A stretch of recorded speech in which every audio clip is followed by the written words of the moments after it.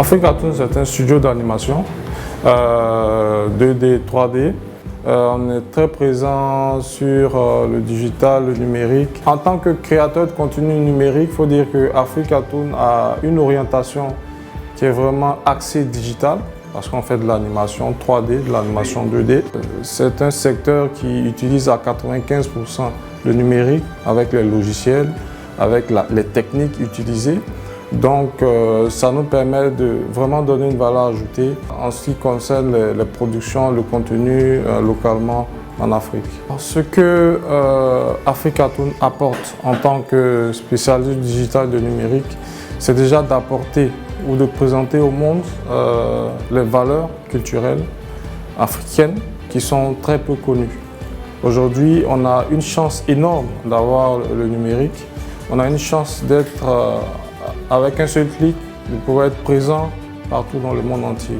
Et je pense qu'Africartoon, on l'a vraiment compris et on essaie vraiment de l'exploiter à fond.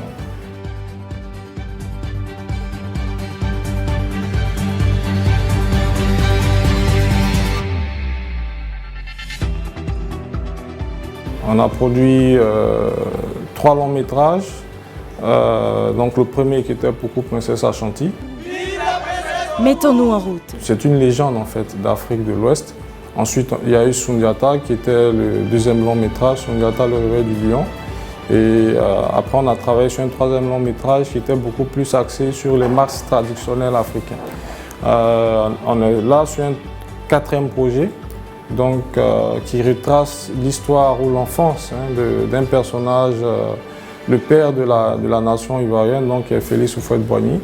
Donc tous ces personnages-là, comme vous pouvez le remarquer, parlent soit de la tradition africaine ou des héros africains qui ont, à travers leur histoire, véhiculé certaines valeurs importantes, intéressantes pour les générations futures. Alors le digital, ce n'est pas que du divertissement, il y a aussi l'éducation, il y a aussi le didactique.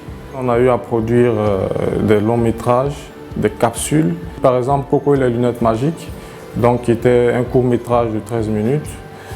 Alors qui parlait de l'hygiène en milieu rural. Africa Web Festival, c'est vraiment une aubaine pour tous les acteurs du milieu digital en Côte d'Ivoire et en Afrique. Nous, pour notre première participation en tant qu'Africartoon, on a été agréablement surpris de voir tout l'engouement qu'il avait autour de ce festival-là.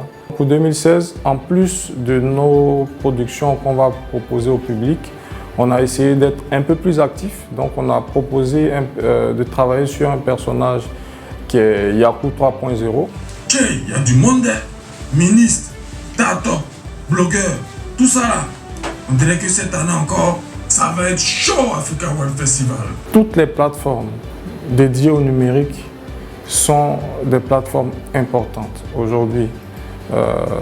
Dans l'écosystème en tant que producteur, c'est vraiment des plateformes vitales.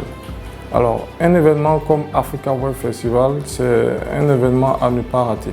Parce qu'aujourd'hui, il a su en très peu de temps se positionner comme un événement majeur. Rendez-vous à Africa Web Festival 2016.